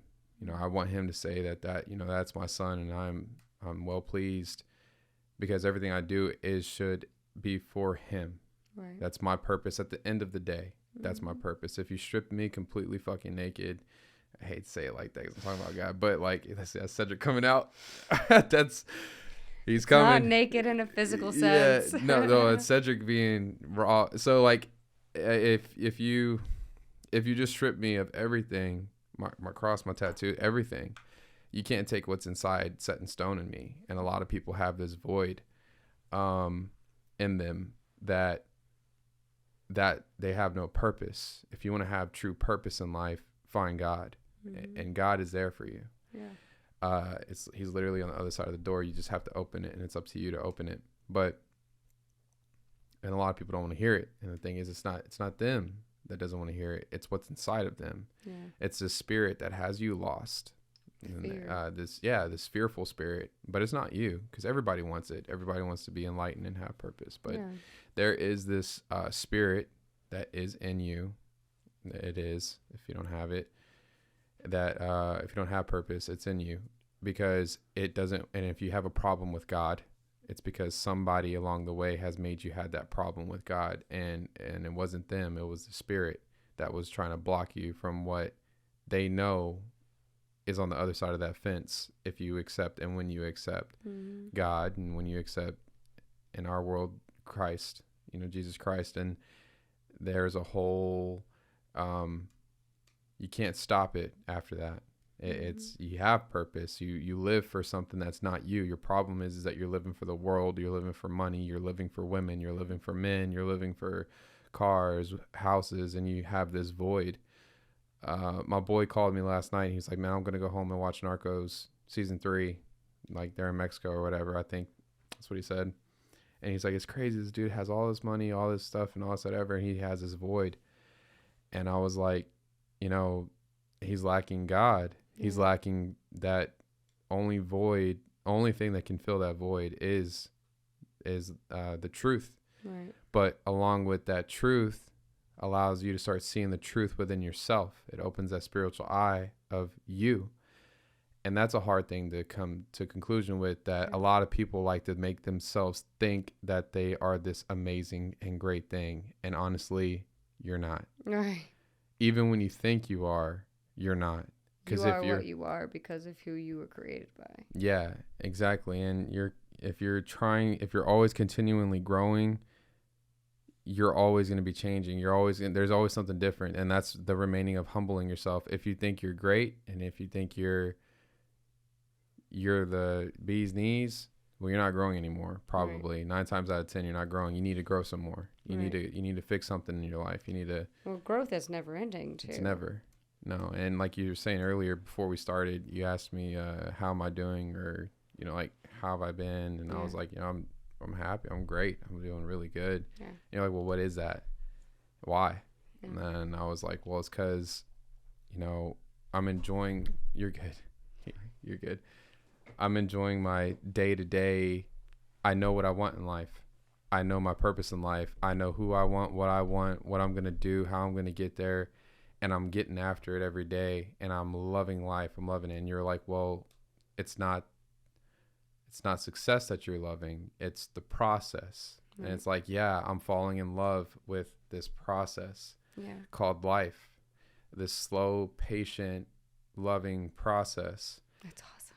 It is awesome. And it's beautiful every day. It's like I almost feel when I'm knocking stuff out, sounds so weird, I feel like there's a symphony or like violin or something playing in the background. It just feels so like poetic and so like it feels good. Like you're it feels like I'm working through the universe. Like I could feel it all like just flowing, laying the flow of like everything. And I'm like, wow, this feels right. I feel like I'm truly one with God, and he's one with me, and I'm being guided, and I'm listening properly, and I'm becoming the man that I need to become, no matter what people around me or say to, think, or I know what they may say.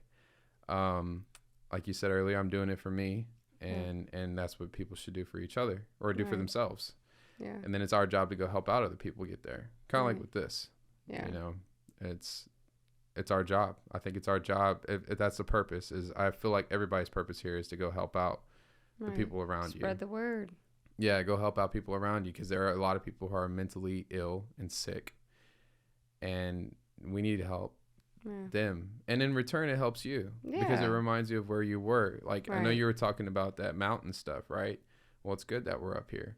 And we can give them the tools, and we should, but like not to where it drains your energy, because it does regress you when you try to too much. Right. But hey, man, here and there, like you said, when they need a call or whatever, you're there for them.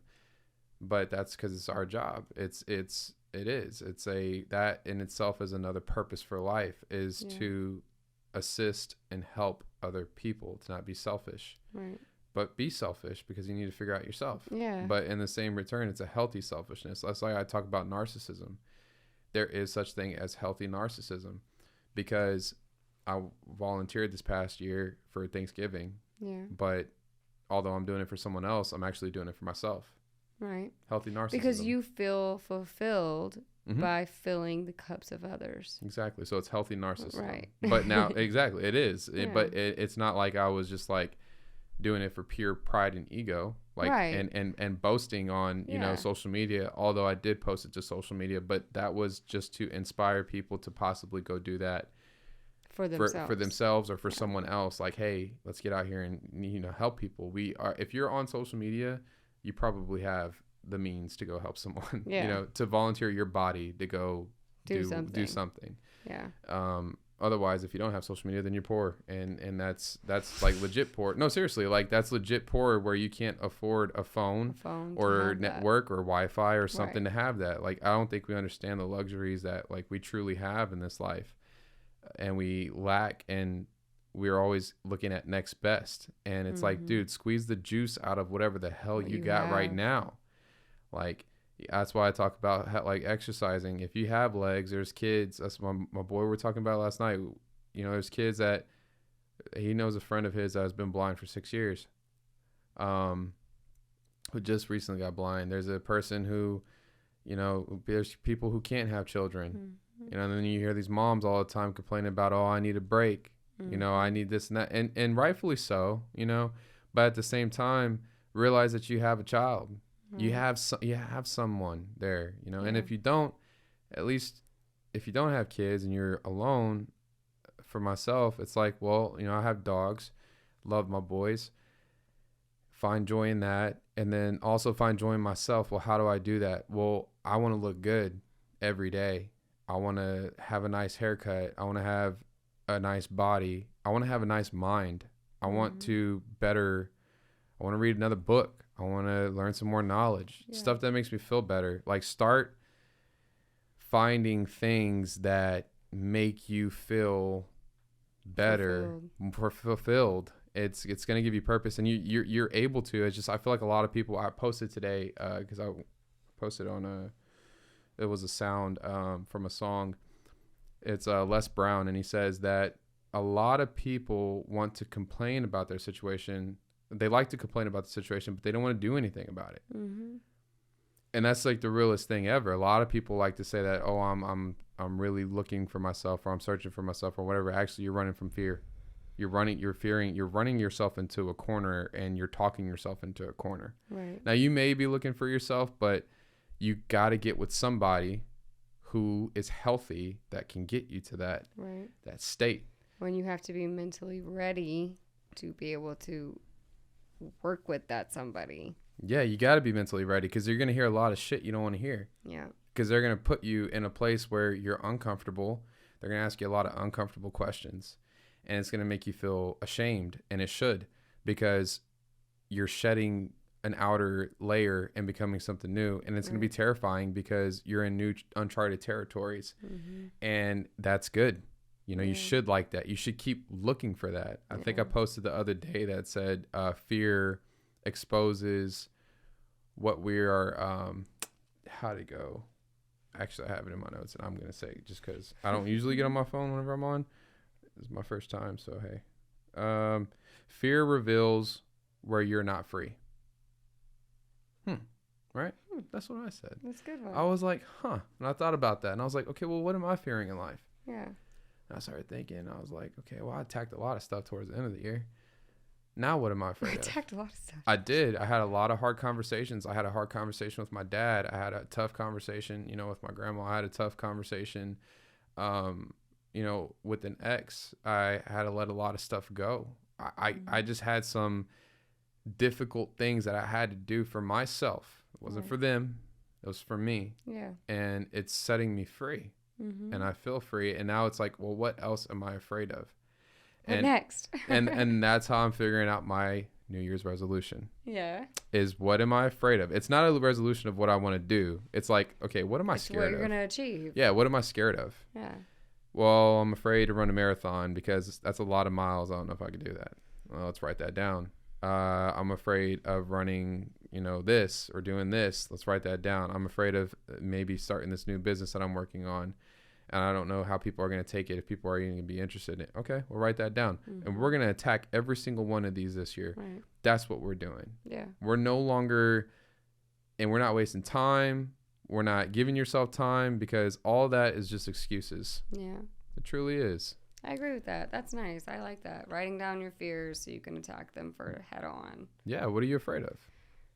Like, what am I afraid of? Are you asking me? Sure, let's go for it. Gosh. Name one thing that you think you're afraid of right now, and it's already on your head. You just don't want to say it. Oh, man. That's how it works. What am I afraid of? I think, I don't know. Now I have 10,000 thoughts running through my head, and I can't grab any of them. Sounds like 10,000 things you need to go attack. Yeah, really. No. Well, they're honestly like things I'm grabbing, and I'm like, well, no. Honestly, I think the biggest thing is what I'm afraid of is divulging and giving my time to someone in the hopes of something being nutritious and fulfilling for me and my family, and it not being that. Are you afraid that they won't give that to you, or are you afraid that you won't be able to give that to them? No, I'm afraid that they won't give that to me. Mm-hmm. Because I'm grounded in myself. I don't question myself. Like, I question myself, but I don't, when it comes to the context of where I am in my journey, that in questioning myself would be when things happen with others, like what their own perception is. And that's where I would become, okay, what am I willing to settle on here? What am I willing to divulge into here? And really, for me, the fear is not within myself, it's within others. It's within the fact of, I don't trust society. I don't trust men these days. I don't trust their intentions. Even if a man tells me that his intentions are pure, I don't trust it. Mm-hmm. And I don't trust it because I've been lied to. I've been taken advantage of. And, the past two people outside of my son's father have told me that their intentions were extremely pure, and turns out that the whole time they had a girlfriend. So funny. That's been not funny, but funny how ironic, like how that happens. Exactly. It happens often more than what you think. Exactly. Mm-hmm. So it's just kind of become just I'm gonna just do this life by myself. I'm gonna just vibe with me. I know that I give myself what I need. I know that I give my son what he needs, and whatever I can't fulfill for him, his dad will give to him. And so, the fearfulness of not finding someone that will ever meet the standards that I have set for myself and for my family and for my son, because at the end of the day, anyone that I bring into my life in that regard has to meet certain standards for my son. Mm-hmm. Which is good. Yeah. It's good that you have that. Some women just take all kinds of kids around their kids.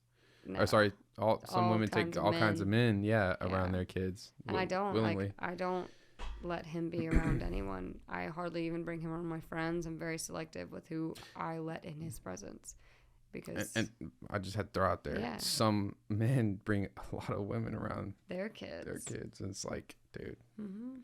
Stop. Oh yeah, I mean, I talked to a guy, it's and embarrassing. His daughter was from California, and she would come stay with him. She was 3. He didn't have a babysitter for her, so he would bring her to my house while he would go to work, and I would take care of her while he went to work.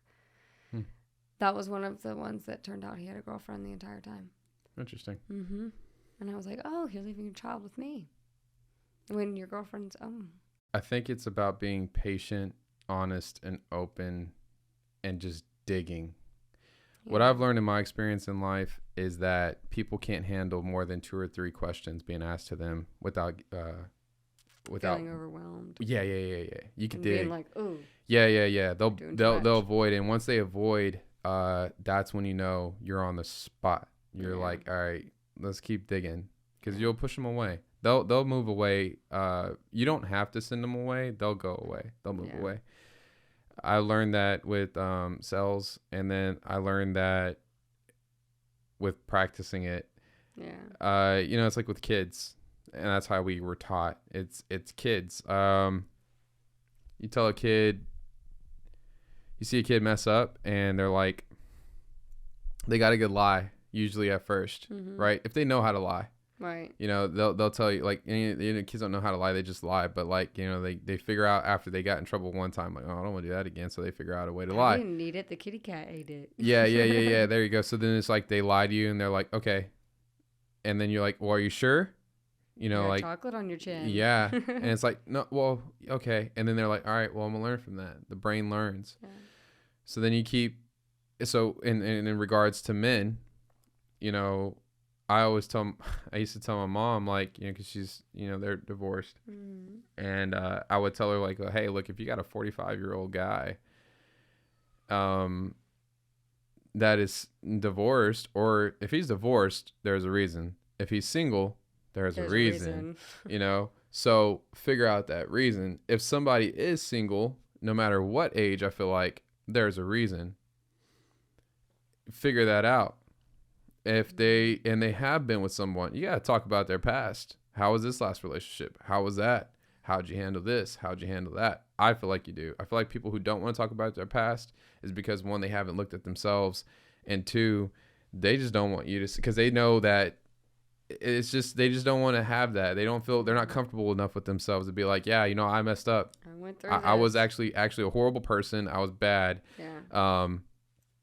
My first girlfriend that I ever truly had a girlfriend, we dated for 5 years, and I was young. I was like, I don't even consider, I mean, it was a real one, but like, I was 15, dude. I was asking my dad for like Valentine's Day money. You know what I mean? Like, hey, like, that's not really, I need to buy her some flowers at Kroger. you feel me? Like, can you take me? So it's not like that wasn't as real, because I mean, it was real as we got older, right? But it wasn't like paying bills and all that stuff, like what goes on with like the reality.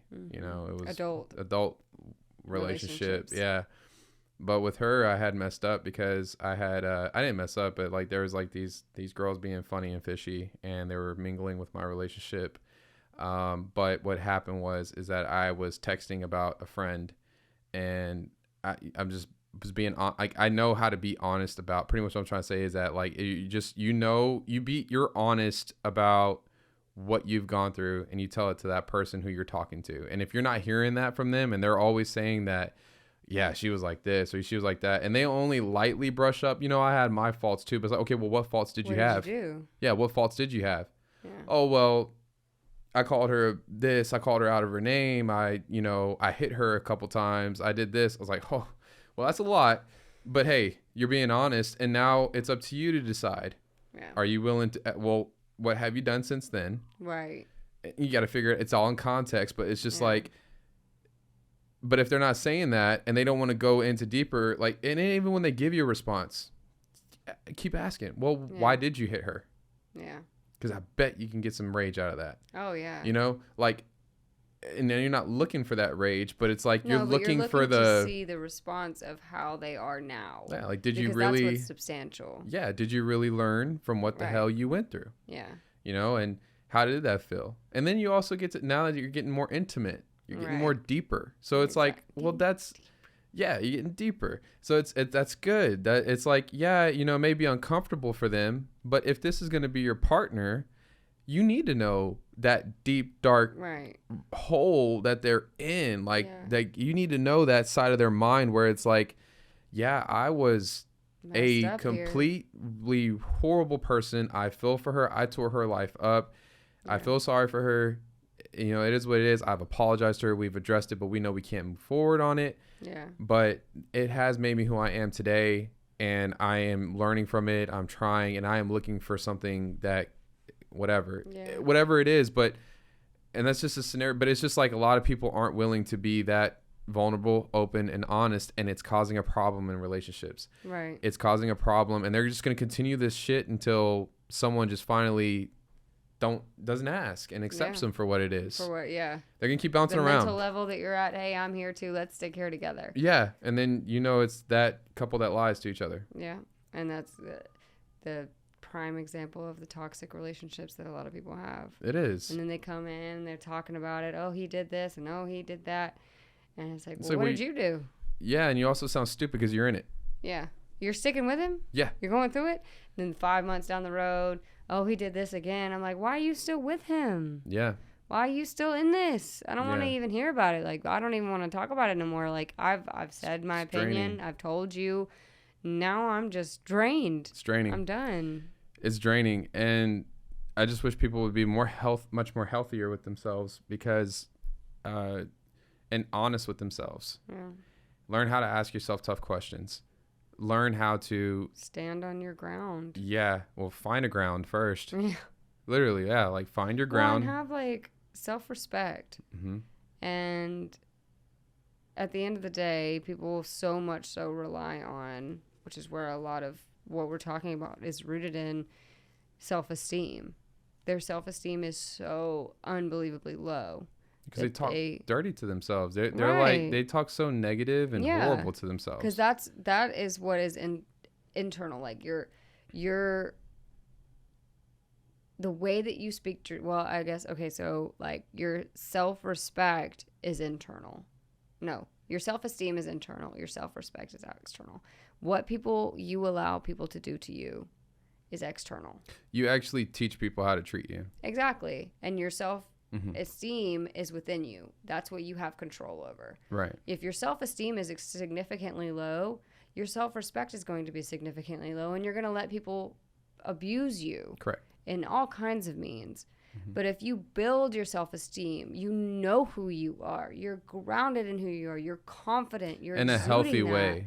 Exactly. Not in a negative Not way. in a negative way. Because people can get really carried away with it and yeah, be. you don't let your ego take over. Yeah, and very prideful. Yeah. And I'm, this like. I am the be-all, end-all. Uh-huh. Not in that No, aspect. in a healthy way. Yeah. That you're good for the Knowing- people around you. That people want to Exactly. be involved in your life. Yeah. They say good things behind your back. Right. Not negative things. And people Yeah. are going to talk mess, but They always do. But Well, it's just for the majority of the people, they say good things. right. Like Well, the better you are, the more people are going to talk about you. this is true. The more Yeah. negatively people are going to Yeah. talk about you, because Yeah. that's the more the devil wants to encroach onto you. Because oh wow, you're more grounded in your And tear in you down. love and self-preservation, and the Lord is really shining through you. Let me attack you, Right. and He's going to use all of His little minions to do such. Yeah, or whenever you're getting attached to somebody who is godly, he'll come at you real hard Oh yeah. because he wants to pull you away from that. And a lot of people do cave to it. They and do. a lot of people that are spiritual and have their direction cave to it. Mm-hmm. And it's sad to see, because I mean, it happens all the time, and it really, for the person that gets driven away from the relationship. 1 second. Okay, go ahead. Sorry, seen something. The person that gets driven away from the relationship really, I mean, in my experience, it loses their connection with the Lord. Yep. They don't have that anymore. They don't know what that looks like. They don't know how to maintain that anymore. Yeah, because they don't want to lose that person, so they lose that that side of them. Yeah. It happens. And you then got to they- watch that. And then they eventually lose that person, because that person is still trying to be A part of the world. exactly still trying to be, well, I mean, I'm talking about the person that has caved to the world. Correct. I mean, no, I'm talking about the person that hasn't caved to the world. That's the other partner in the relationship that's like, whoa, like I am connected to the Lord, and I do want this, and this is the love that I want to exude.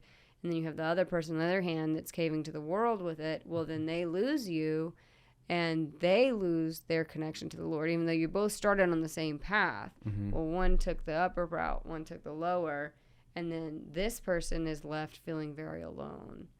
And so is this person. But this person, when the spiritual path looks down, or not looks down, but looks at someone that has walked away, a lot of times people feel like, oh, well, they're getting everything. They're receiving, this new job promotion, these new friends, these new family, da da da. But that's what the devil wants you to see. Yeah, they're really not He's happy. going to bless them. Yeah. bless them. And I saw this video the other day about how there's two sides of a blessing. Mhm. You know, you've got these famous people and these rappers and these billionaires, millionaires, whatever, that are being blessed every day for doing awful things, terrible things. Those blessings aren't coming from the Lord. No, They're from the devil. absolutely. And they're skewed to make you think that they're coming from They're the blinding Lord. you. Exactly. Yeah, they're To giving make you. you think, you're, oh, well, if I do that, then I'll get that. you're getting you're getting pimped out by the devil Pretty much. because yeah. he's like, hey, he's basically saying like, here, take this little bit of this little something, this little fiend, and get the hell on, and it gets you through your days yeah. for however many years or Pretty months or much. whatever. Drugs. Yeah, straight up. So for some reason it's saying we're gonna have to wrap it up. I know I hate Okay. to do that, but I appreciate it. Thank you. It was a good conversation. Very good conversation. Any last remarks? Yes, my ball that I was going to drop. You're gonna do that now. Yes, I am. It's Uh-huh. very short and sweet and simple. Go ahead. So, you know, my name is Sydney Aspen. Yes. I go by Aspen now. Aspen. I do. Love it. You go by Sed, I go by Aspen. Hey, check it out. Sydney's my past self. I love her. She's beautiful. She's been through it. But I am now Aspen. You know, Aspen. All right. Well, it was good having you on, and I appreciate it. It was a good conversation, Very good. and we'll see where it goes. Agreed. Cool. Thank y'all for watching, and love yourself so that you can go love someone else.